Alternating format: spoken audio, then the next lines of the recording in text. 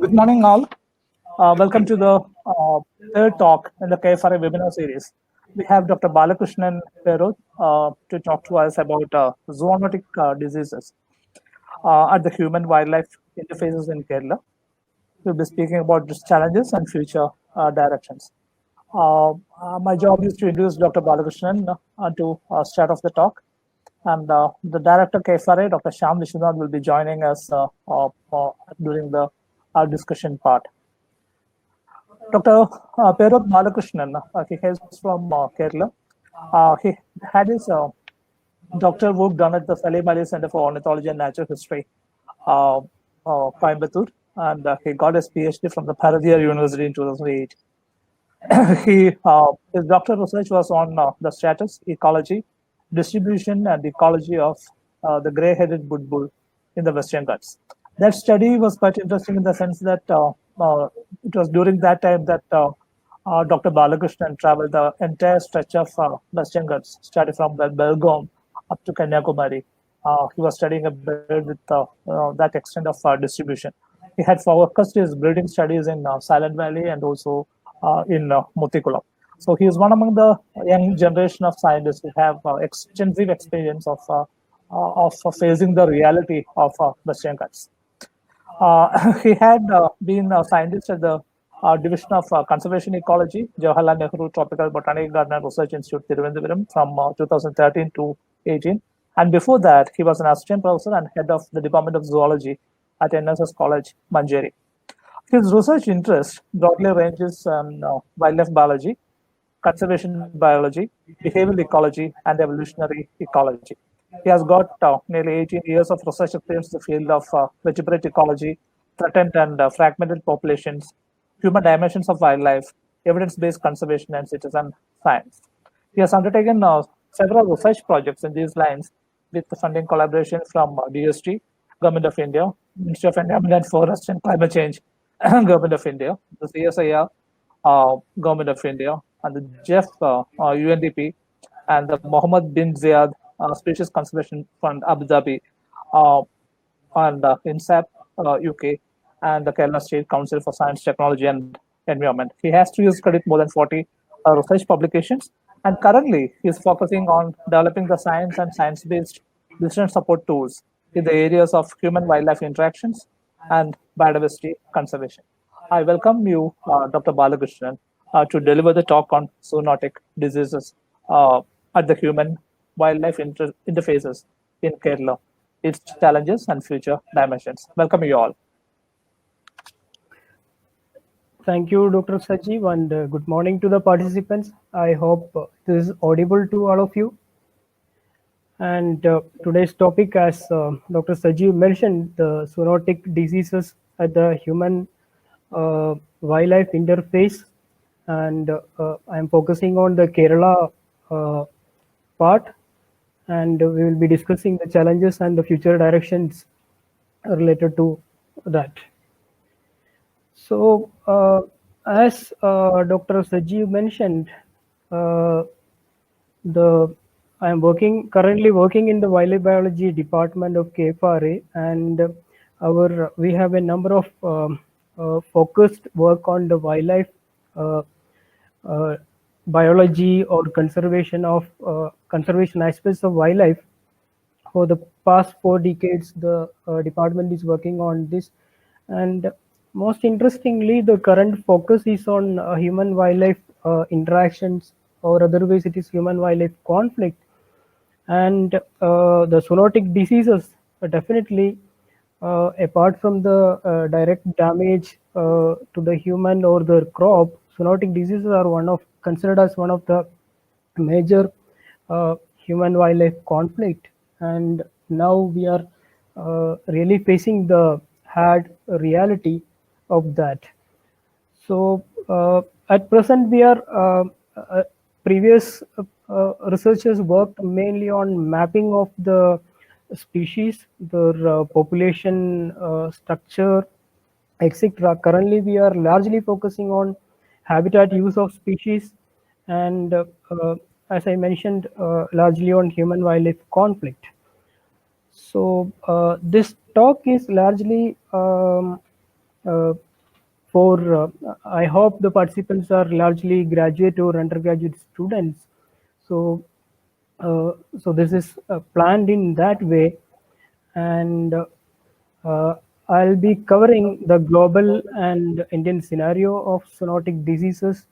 So what are the predictions for future, and what are the drivers controlling zoonotic diseases, and what are the future directions, what are the gaps, what are the research needs to be done, science need to be developed, policies required, and the actions required in this field. So largely this is zoonotic diseases means largely people will think it is a veterinary or health subject, but the other side, the wildlife biologists or the forest department, the forest managers definitely have a big role to play in these areas. So currently we are undergoing the big pandemic now. At least everybody know the direct challenges of a zoonotic diseases. Earlier it was we heard about other Ebola or SARS in other European or African countries. Now every individual is facing the hard reality of the situation after the COVID-19. So when we look at the history of pandemics, the historical records say uh, uh, big uh, pandemics starting from the Black Death or bubonic plague. Then we have a series of large number of pandemics killing several million people, uh, including the HIV. And right now we reach to the corona, that is the death toll every day it is increasing. So if we look at the history, it is very clear that along with the migration of the human, the infectious diseases also traveled along with him as a constant companion. And in future we can expect further this is going to increase the numbers.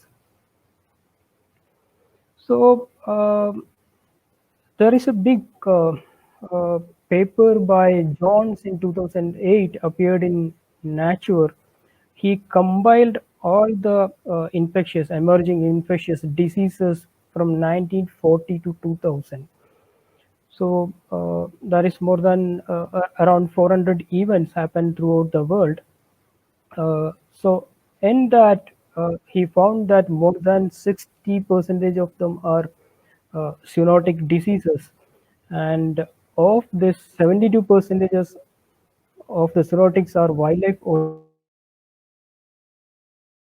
originated, plus emerging infectious diseases recorded every day, every year. At least new ones are coming. Out of this 300 plus zoonotic diseases, at least 200 plus are zoonotic origin.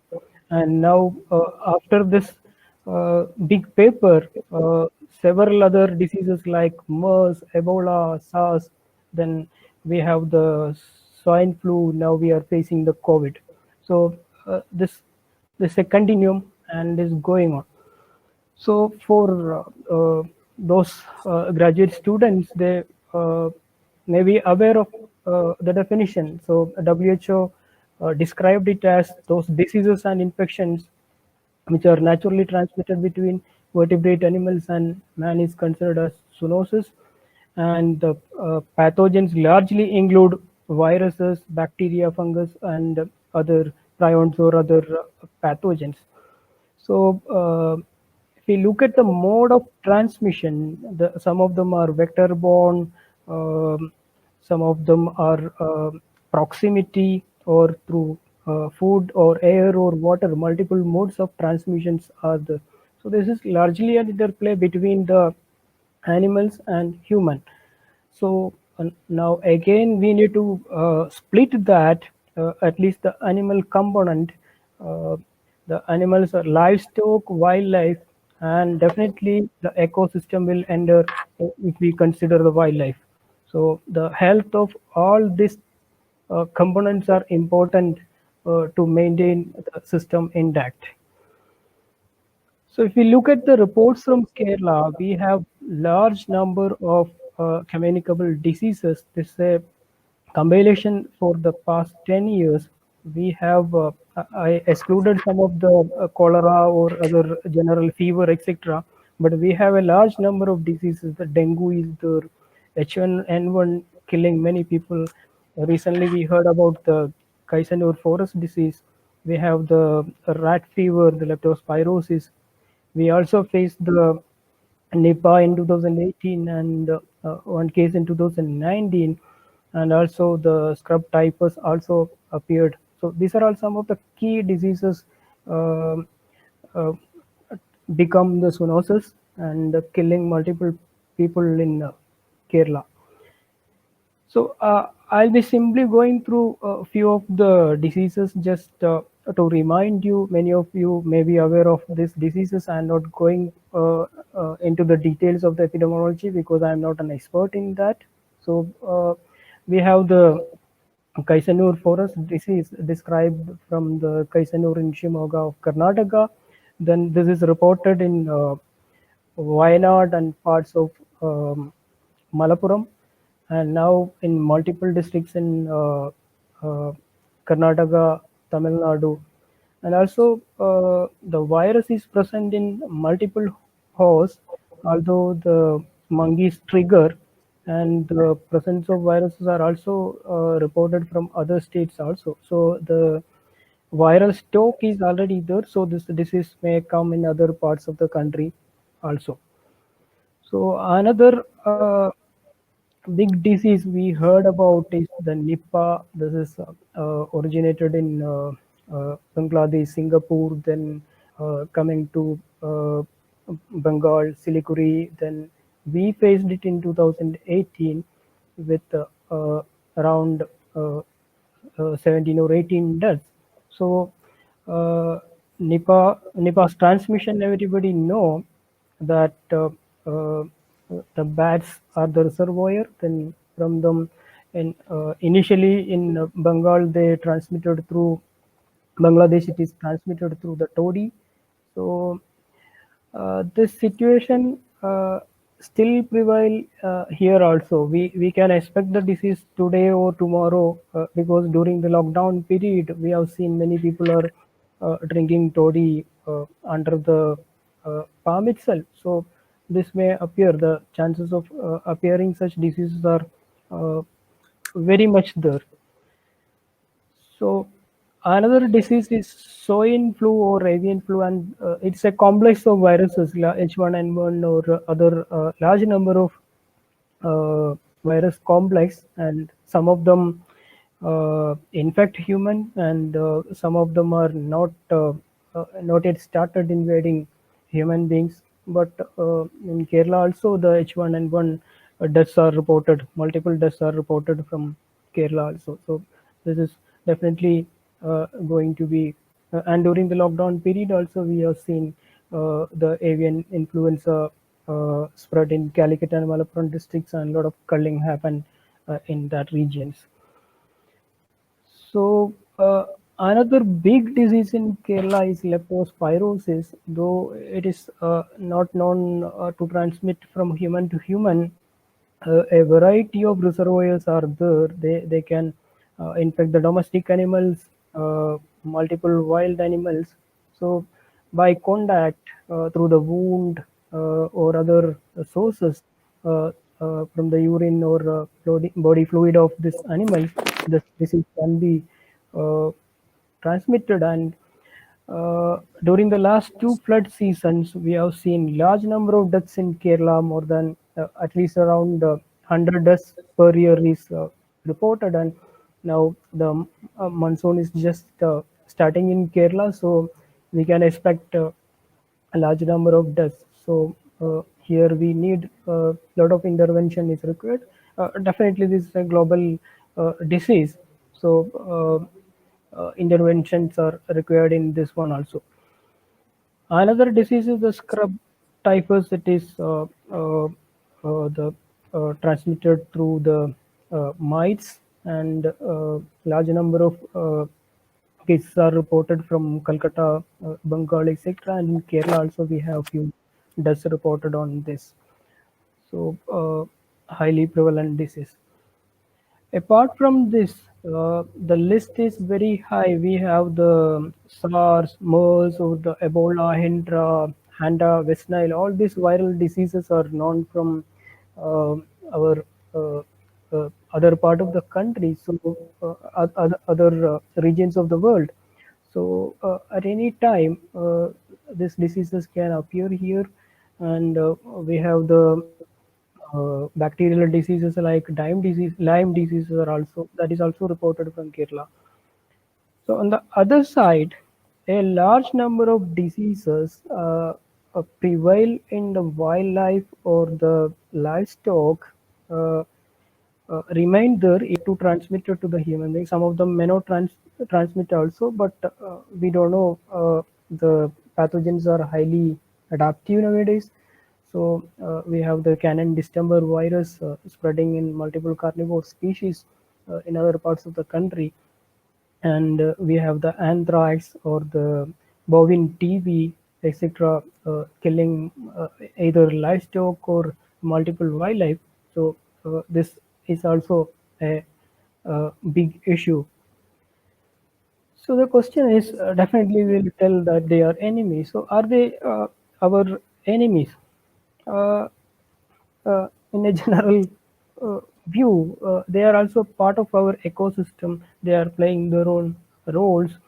So sometimes they go out of control. So that normally happen when we go out of control, and largely these are all anthropogenic uh, origin. So, and from the patterns, we can see at least one new pathogen is entering to the human from animals every year. So, this interface is much larger, just not human and animal. So, multiple layers the interfaces are working, human to livestock, livestock to wildlife, or directly from human to wildlife, or the impact of human on the ecosystem that is directly affecting the wildlife. Then under stress they will be uh, undergoing stress, and they will prone to the diseases. The microbes from the reservoir will come and affect them also. So largely most of these are anthropocentric uh, diseases, uh, and of course it is in the history we can see the interfaces started since the human started migrating to the parts of other world initial. Along with the migration, the first step was the predatory behavior. Early humans were the uh, scavengers. So along with that, we started hunting. Then we started having the companion animals along with our colonization, or we used several animals in war or during travel. Later, along with the expansion of the agriculture, we started the domestication of multiple wild species. So that interface, definitely they will carry the reservoir along with them. And now many species are become commensals due to the urbanization or industrialization happened in the later part of the decades. So a multiple set of drivers work in this interfaces.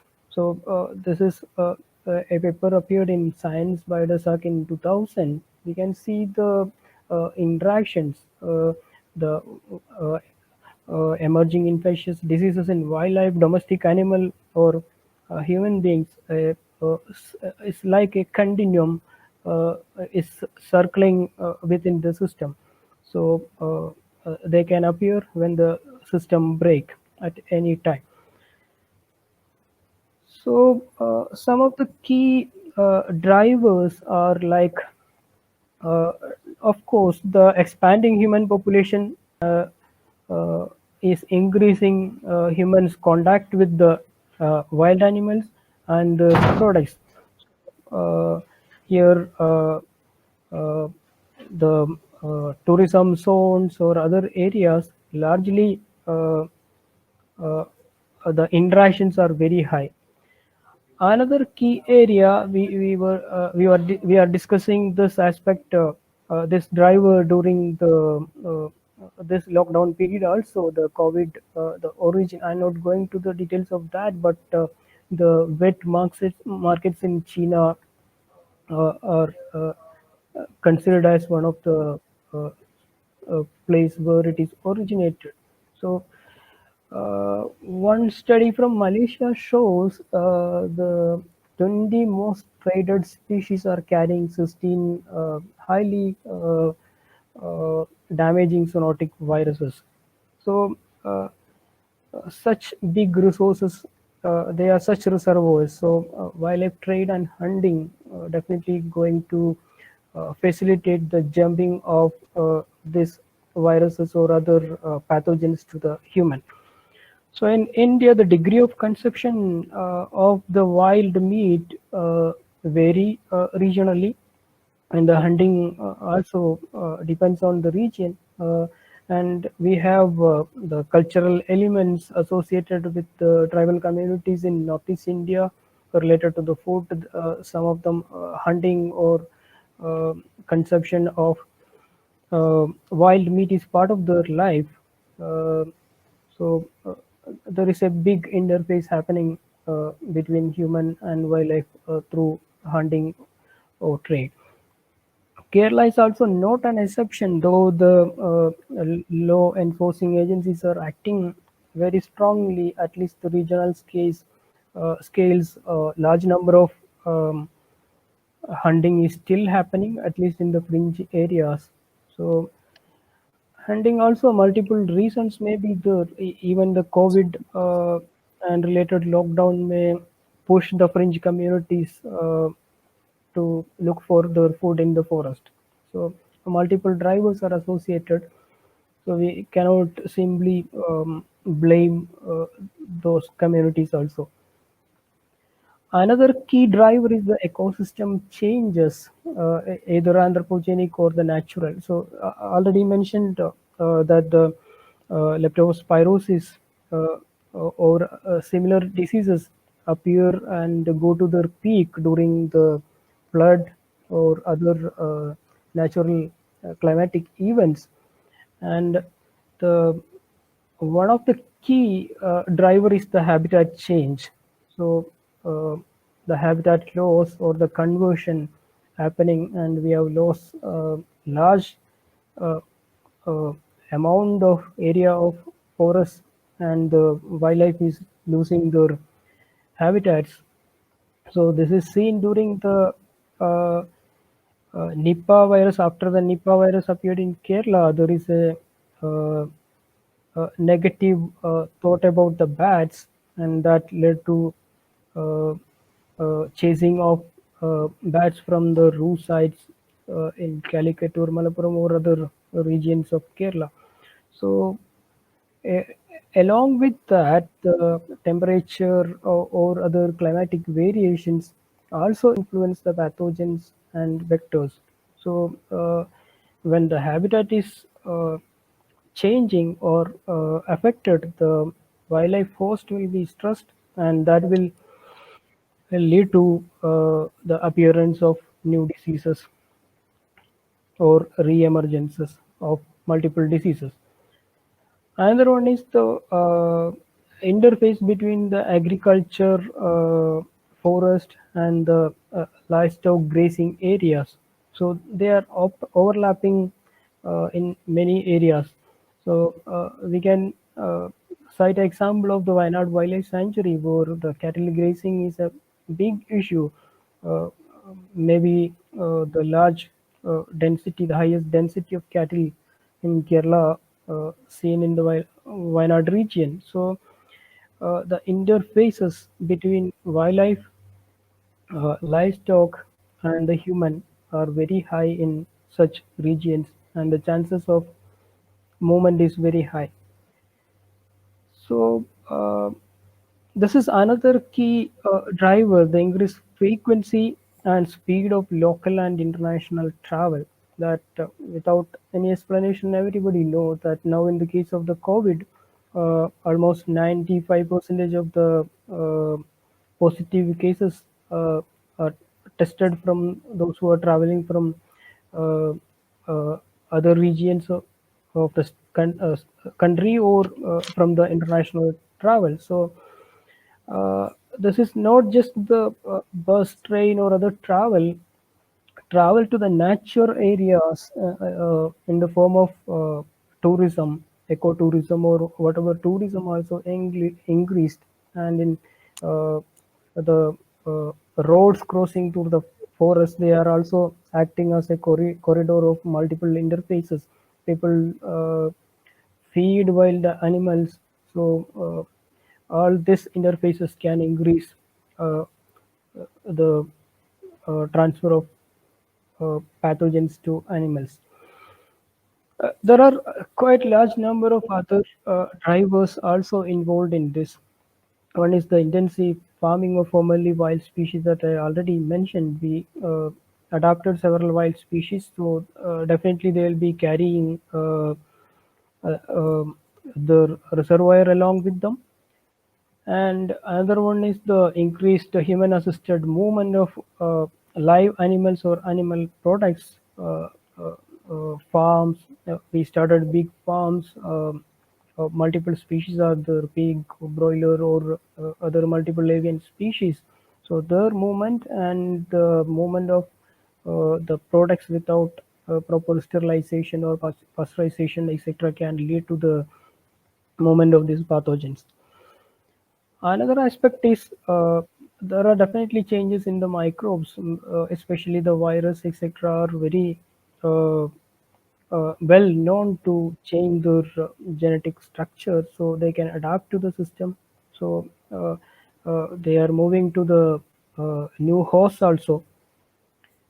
Another reason for increased reporting due to the diagnostic field or technical field or other areas, we improved a lot. So the number of diseases are reported uh, are very high. So these are all some of the key drivers of this movement of animals through these interfaces, pathogens through these interfaces. So now we move to the occurrence to the what is the predictions where this diseases will go. So this again, I'm going back to the a paper of Jones published in 2008. He listed all the EIDs. Uh, they are mostly concentrated in two regions. So one is in the European region, and the other one is the American region. Though few sports are there in Australia or Southeast Asia.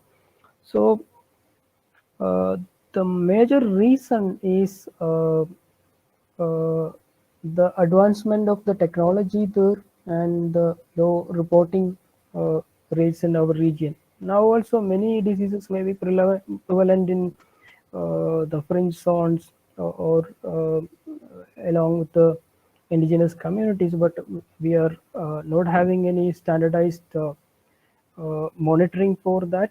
So definitely the number is going to increase, and the predictions are suggesting that this is a study by Allen et al. In 2017, based on a number of parameters, including the population, uh, size, pressure, the number of mammal or avian species, the forest degradation, etc. They predicted the risk of distribution of future zoonotic diseases. And you can see that regions, the Indian subcontinent and the Chinese region, so that include the Southeast Asia, the highest number of risk is predicted, and along with other some parts of Africa. So this is going to be a key region for future zoonotic diseases. So such predictions That's definitely help in improving the surveillance and monitoring of future diseases.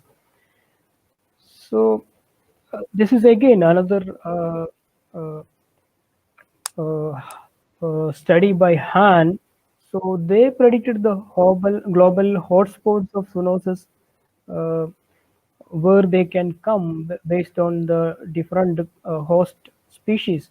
So again, we can see the number is not much higher in our region. The reason is there are not enough sampling done in this region. So the predictions are very high in the South America and Europe, etc. So some of the groups we are yet to know what are the host species, uh, what pathogens this host species are carrying. So all these are alarming. So in future we can expect many EIDs appearing in these regions. So this is a graph showing the presence of different zoonotic diseases or the viruses or the other pathogens in different mammal groups. So large number are in the rodents, then we have it in bats, uh, primates, carnivores, etc. So all these groups, Indian region is only partly represented in these studies. So definitely these numbers are going to increase in future. So the question is, do we go for cure or prevention? So the popular saying is prevention is better than cure, but that may not be possible in all cases because due to the international travel, we got the COVID. Such cases, the prevention at this scale, at this region may not be possible, but definitely at the uh, place of origin, that prevention is possible. So, in the case of cure, also we are struggling. We don't have specific vaccines. We don't have adequate because we cannot predict the nature of the disease. We don't know anything about the new diseases when they are coming. So the focus is definitely on prevention. So where in that area only the forest managers or the wildlife biologists can play a big role. So um, so the future, uh, uh, at least 4 points are very relevant in handling the upcoming EIDs or zoonotic diseases. One is we need a clear-cut monitoring of the morbidity and mortality of the wildlife, because early detection of diseases before they come to the human beings or other wildlife or the livestock is essential, and the collection of basic data is a must to have more predictions uh, or before we can intervene before the spillover happen. So the frontline staff of the field level staff, the forest department and the wildlife researchers uh, definitely going to play a big role in this early detection of the diseases by building a network, and that data should be shared to other experts also to identify the local hotspots, to develop the policies, and also to develop the protocols for management, and that finally end in the field level action. So monitoring, maybe that may end in culling or isolation of a region or culling of a species in an area. So this require a lot of time, effort, and definitely financial support. So short-term solutions are not going to uh, be a very important uh, part in controlling this diseases. So long-term strategies like this kind of long-term monitoring is essential. So there are a few international efforts. The WHO, along with other organizations, started the global early warning system for major animal diseases, including zoonosis. But I don't know from Indian side any collaboration is there in this. Second one, as I already mentioned, the mapping of pathogens in wildlife is very poor in our region. So, from some of the studies, we can see the number of zoonotic viruses seen in different groups, the rodentia or primates or the bats. They are showing large number, but how many of our species are sampled? So that is a big question. So, so the disease causing pathogens in the wildlife livestock interfaces need to be mapped. So that is a key research area we are far behind. Third one, we need to enhance our knowledge on the wildlife interactions, their life histories, behavior, habitat use, and also we need to have knowledge on wildlife hunting, trade, and other human livestock wildlife interfaces. Uh, at present, we are operating a project on the interactions between multiple species that use the tree cavities as their roosting or nesting or breeding site. So the interactions happen there are much interesting. So the when we construct the network of such interactions, that will give inputs in to future uh, transmission mechanism of diseases.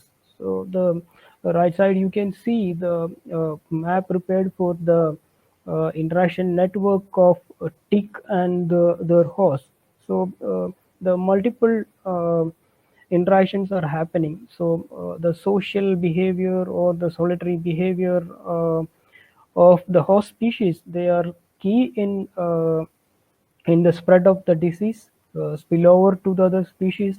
So this area is in our region, we are far behind in this aspect.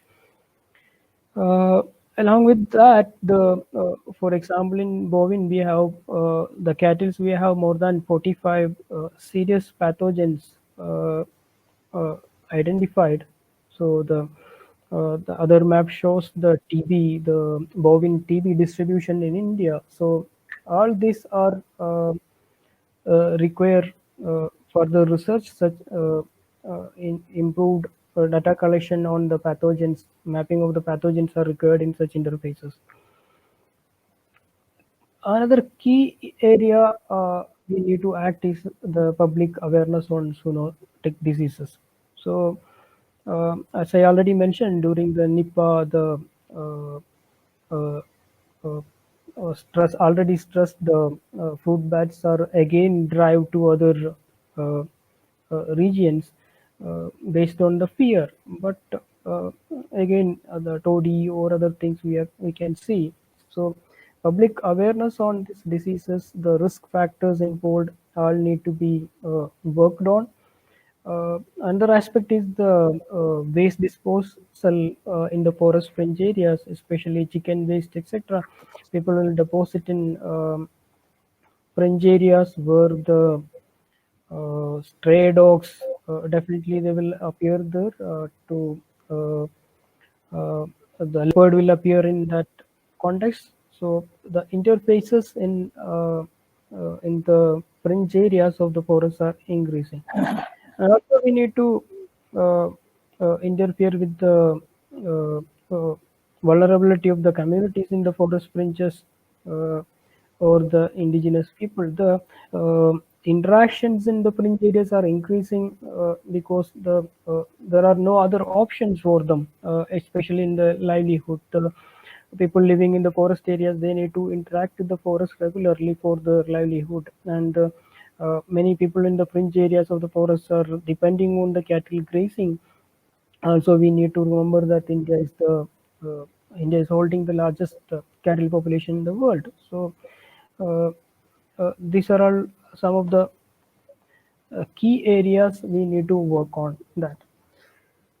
So, to conclude, I will give some take-home messages to the younger participants that one is the predicted risk of zoonotics are very high in Indian subcontinent. So what we have seen is only a tip of iceberg. Many we can expect in future. That is the prediction.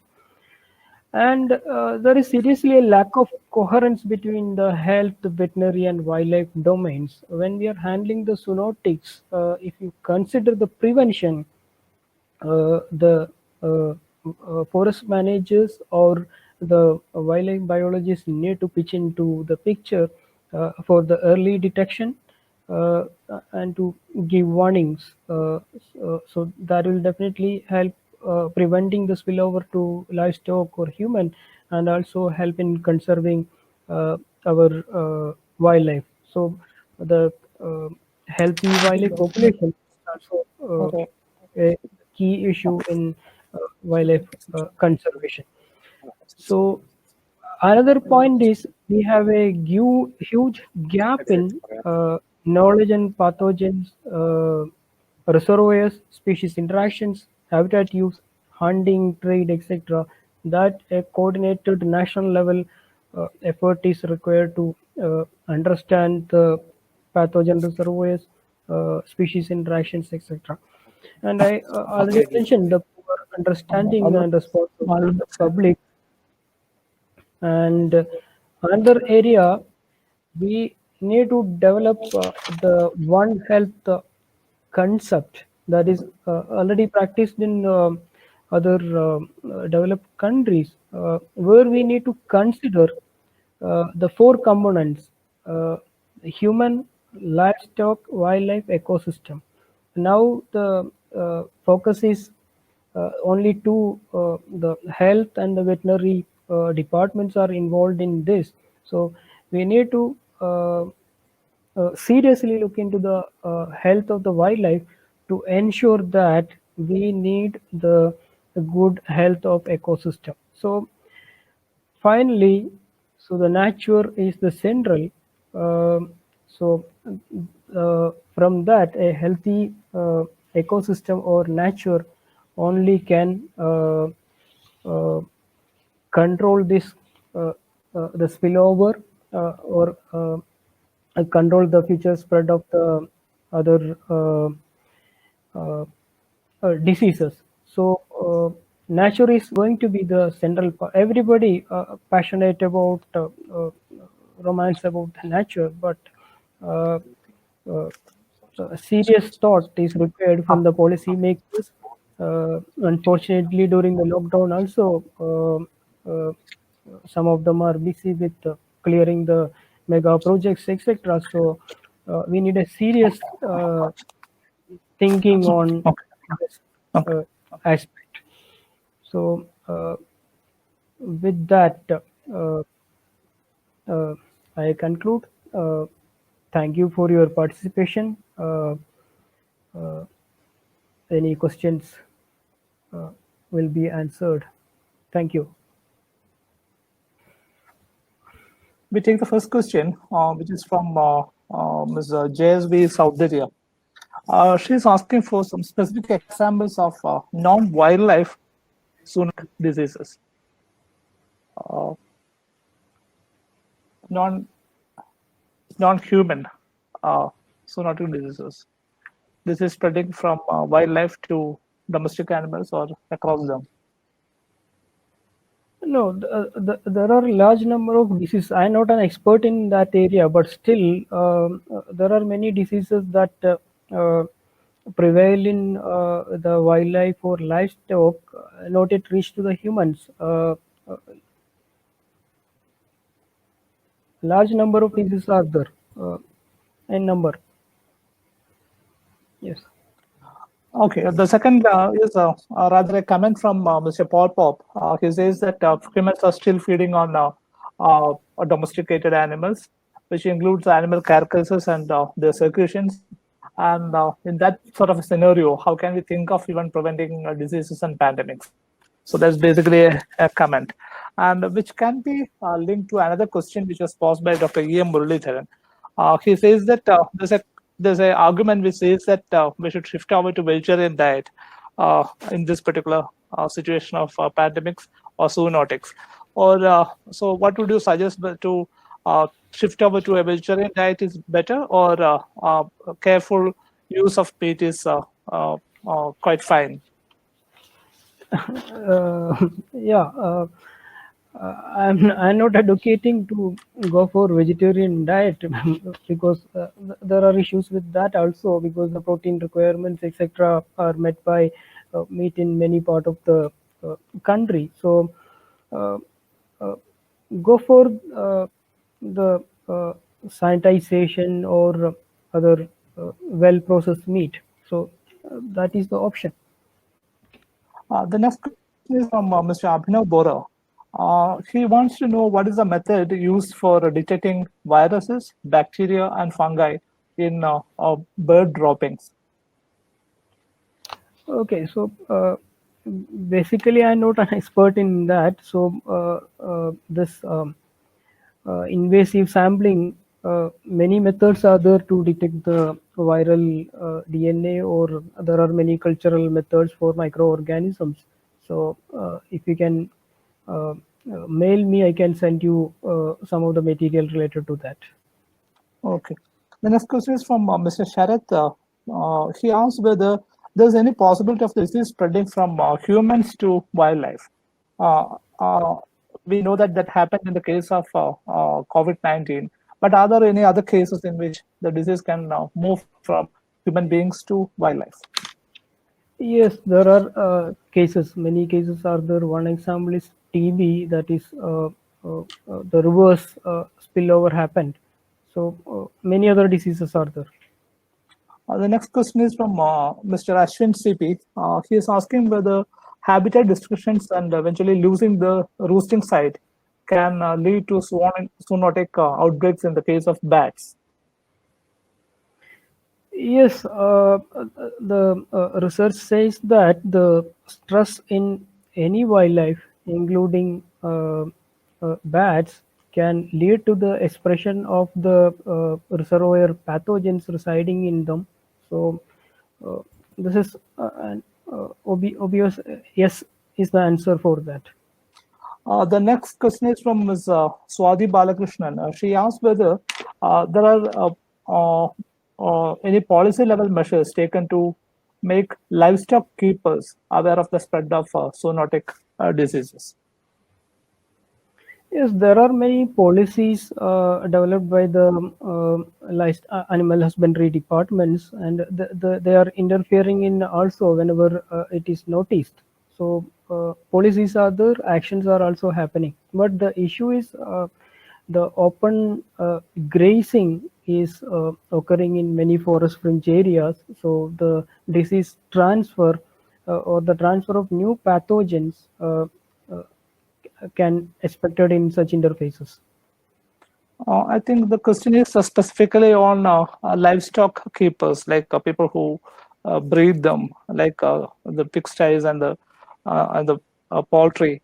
Are there any policy interventions directly addressed to those people? Yeah, the department issued guidelines to have all the safety measures, including wearing all the safety gears. So it is there. There was a comment from Mr. Srinivas. He says that understanding the disease and then creating awareness among people is not happening. So that is his concern.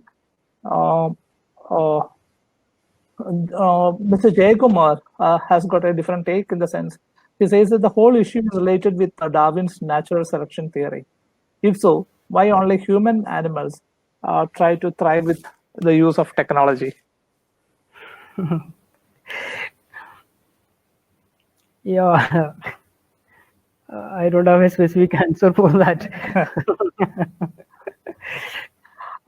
There's another interesting question from Ms. Brinda K. She says that you had mentioned that prevention is always better than cure, but most of us follow a lifestyle where we come in encounter with animals and birds of one or the other kind, either directly or passively. So, how do you rate the effectiveness of these preventive measures? No, prevention is the only option because there is not no cure for many diseases. Now, this COVID is running, the show is running for a long time. Still, we don't have any definite answer. So, to avoid such spillovers, the prevention is the only answer. Yeah. Yeah, we have just uh, there's a question from Ms. Preeti Yadav. There's obviously a high degree of need for increasing awareness among general public about zoonotic diseases in order to make them more sensitive about the ecosystem. Uh, Vigyan Sedu Foundation is doing its bit in the same. Do you know more and get connected to visit Vigyan Sedu Foundation website? She had also shared the website address in the chat room. Maybe all can have a visit to that. Uh, Okay. those are the questions. Another question is from Dr. E. Muralitharan. Would you agree that this increase in incidence of zoonotics should be the main thrust of the argument to create a buffer between the forest and human habitations? Yeah, this argument of having big wild reserves is there. Long time it is there, and now also to avoid the interfaces, we have many programs in India. For example, the resettlement of the people, avoiding cattle grazing, at least in the protected areas. So this require huge money because it's already happened. The human or the livestock are already part of the system. So it's extremely difficult to make a barrier between this, and all are mixed. So it's very difficult. Okay, Mr. Paul Pop still argues for a vegetarian diet, and he asks, if prevention is better than cure, why doesn't governments of the world advocate not consuming animal products? I think Dr. Balakrishna has answered to that. Animal products are quite nutritional, and they provide immense amount of protein. Yeah. So, any additions, Dr. Balakrishnan, to that concern? No, the choice of food is personal, and have properly cooked food that will definitely destroy the pathogens. So those who go for vegetarian definitely go for it. So there are some communities seriously having malnutrition. So the only option is animal diet for them. So we need to consider that also. Dr. Balakrishnan, there's a very interesting question coming from Dr. E. Jason. He's asking, what is your suggestion to stop the Kaisanur forest disease from not crossing the Palakkad Gap? No, sir. This Palak. I don't know whether you are asking the southern part of Palakkad Gap, because this is already there in Malappuram and other regions. So the host range is very high. So I don't know whether we can stop it spreading. I'm not sure about it. No, but then, are there any data available to say that KFD is found in the southern Western Ghats in Kerala? Or is it No, restricted to Wayanad, Malappuram? no. To my knowledge, in Kerala, it is only reported from Wayanad and Malappuram. Okay. Yeah. So this is an interesting take, which Dr. Jason is suggesting that we should keep monitoring what is happening in the southern part of Western Ghats. So that would be interesting, both theoretically and in practical sense. Ms. Jyoti Angel is asking, is it possible to prevent future pandemics? No, this is when we see the history, it is continuing, so it will continue. Yes.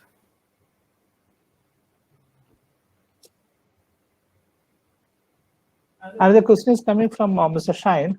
He says that wildlife animals are carriers of many microbes, and current stress on wildlife can make them zoonotic. So, is there need to identify all the microbial content in all the animals, which have got a prospect for becoming a zoonotic or a pandemic? Yeah, this point I already mentioned. We should have a serious mapping of the pathogens. We need to identify whether they are in reserve stage, or once we know, then only we can have a database. Uh, of course, we require such research. And the question is from Balin Maxwell. The question is, what are the research options for controlling zoonotic diseases in India? This is, I think we already listed. There are many gaps in that. We don't have a long-term database. WIA, Wildlife Institute of India, had a program on forest health earlier. I don't know whether they are continuing it or not, but when a death happen in a forest area, the forest department people will be doing post-mortem or further analysis, but that data is not in public domain. I don't know what is happening to that. So if such a data is available openly, other researchers, wildlife researchers, or other people can definitely help in predicting or modeling future diseases. Yes.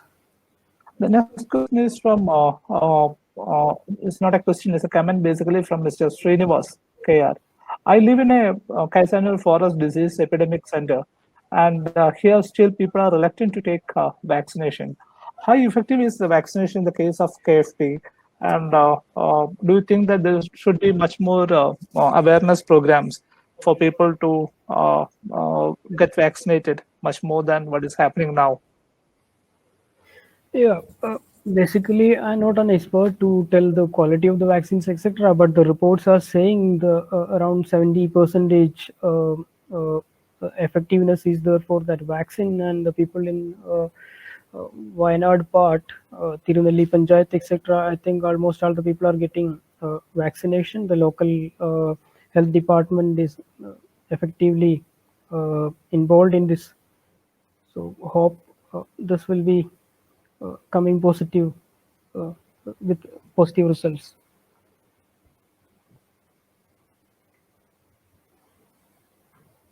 The next question is from Mr. Sharat P. Sir, what are the safety measures used by researchers, forest officers, travelers, and tribal people who are regularly in contact with forest? Seriously, nothing is there actually. The tribes go in barefoot. The researchers or the forest department people will be wearing only the shoes, or to avoid the tick or the leeches, some basic things only. Ms. Pavitra has got a very interesting take. She says that why non-vegetarians are going for eating bats and other animals or birds when they can have options to consume mutton or chicken.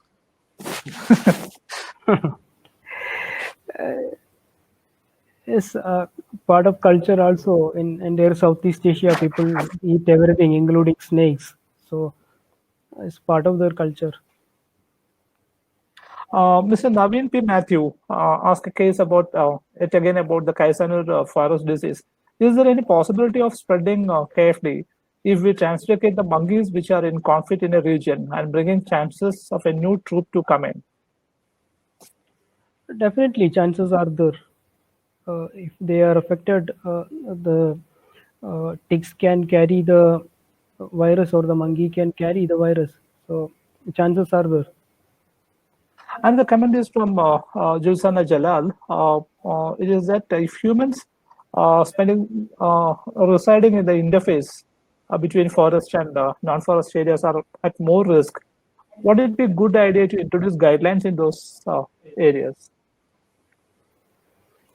We can have guidelines, but the practical thing, many of the people living in the fringe areas depending on the forest for their livelihood. So first we need options for that. If you are saying that don't enter the forest, so what is the option? So that need to be worked first. Another question, or rather a comment from Mr. Mohammed Mas. He says that when such diseases spread, and if we see various strains across different regions, what do we focus on primarily as a progressive issue, and how do we deal with such variations over a longer scale of time? This question is not clear to me.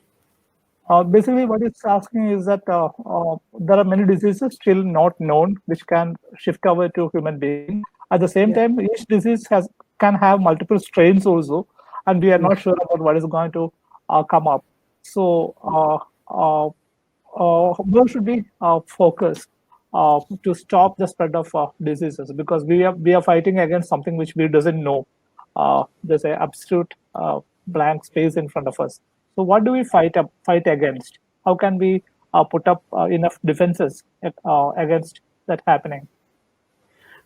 No, that is why already mentioned that there are many gaps. We need to map the pathogens. Then we need to see their whether they are active in wildlife or the first instances of zoonotic onwards. We need a monitoring system from the forest, the fringe, the livestock. Then only we can prevent the entry into the human being. So prevention starts from that. Okay. The next question is from Ms. Sharmishta Ocha. She's asking, apart from wearing mask and use of sanitizers when needed, what else precautions are needed for researchers who have to go out into the forest on a regular basis? No, see, the forest department inform the if there is an active case, they definitely will not give you permission. So people generally use repellents to avoid ticks or mites. Uh, Apart from that, to my knowledge, there are not much preventive measures taken by the researchers in at least in India. Now, there's a take by Mr. Paul Pop against a question raised by Pavitra. Now he's saying that how is consuming mutton or chicken really less problematic than eating bats or other wild animals? When a lot of domesticated animals are grown in such conditions that promote great zoonotic diseases, including avian flu and swine flu. So what essentially he tries to say is that either you eat bat or other wild animals, it's quite equal to the risk is quite equal to taking mutton and chicken. What is your take on it? Yeah, that's true, true only.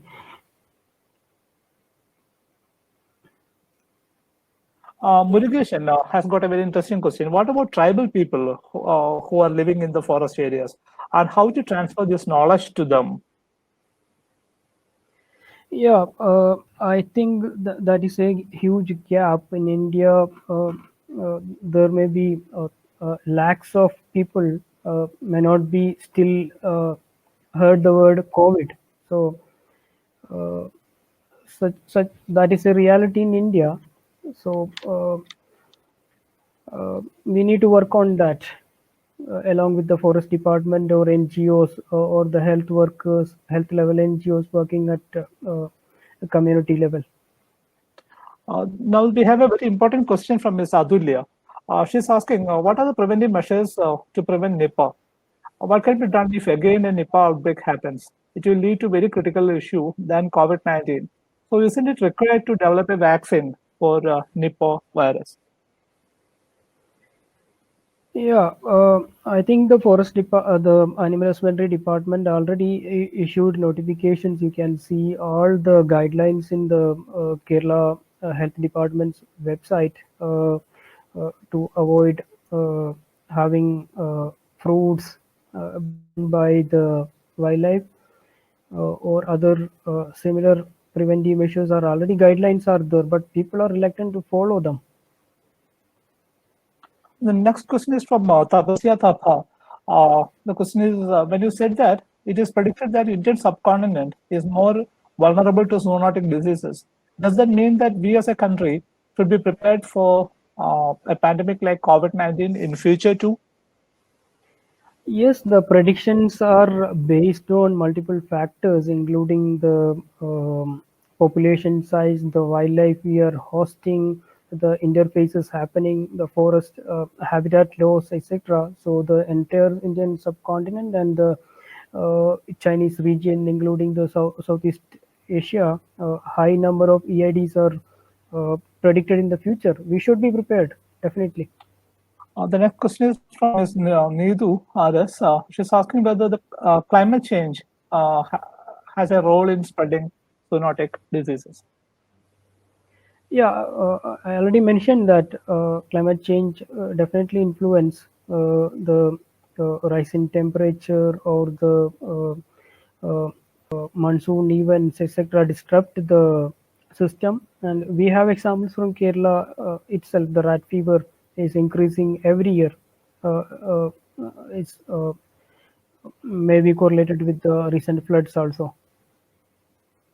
Uh, Mr. Paul Pop has thrown up a question. How much alert are there in counter-terrorism organizations in monitoring zoonotic diseases? Because most of the bioterrorism pathogens are also zoonotic, like the anthrax plague, tularemia, various hemorrhagic fever virus. Yeah, I don't, I don't know the answer for that. That is, we need to ask to the concerned people only.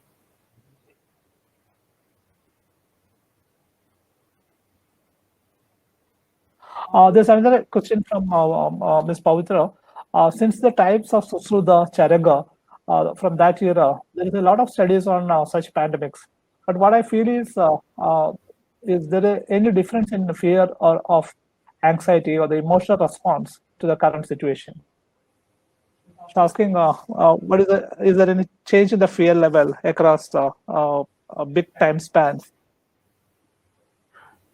I don't know. We don't. I don't know whether we have the background data on the fear of the people of that time. Then only we can compare with it. I don't know.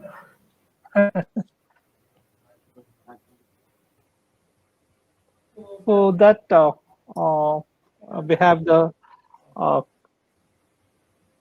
Dr. Balakrishnan has answered almost all the questions which came up in the chat box.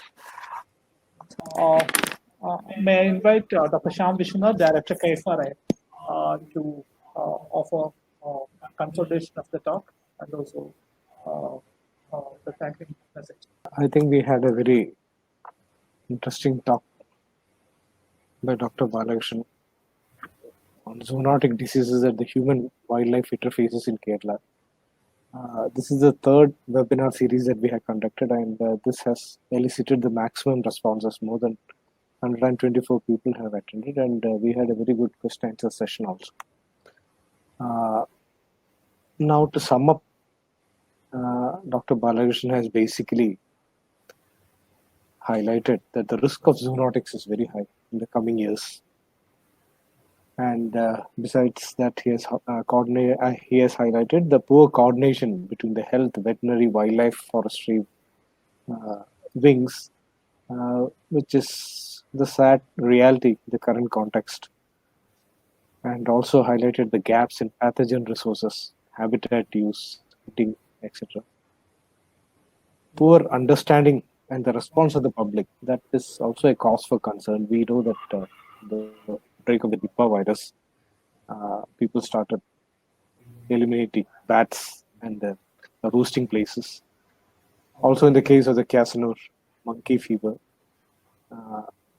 And other important thing that was highlighted in a recent meeting in the forest department at a secretary level meeting, I recall that because of this monitoring surveillance, people are hesitant to dispose of the waste on sites of public roads. Instead, now what they do is that they dispose the waste deep inside pathways in protected areas and reserve forests. This is a major concern for the forest department.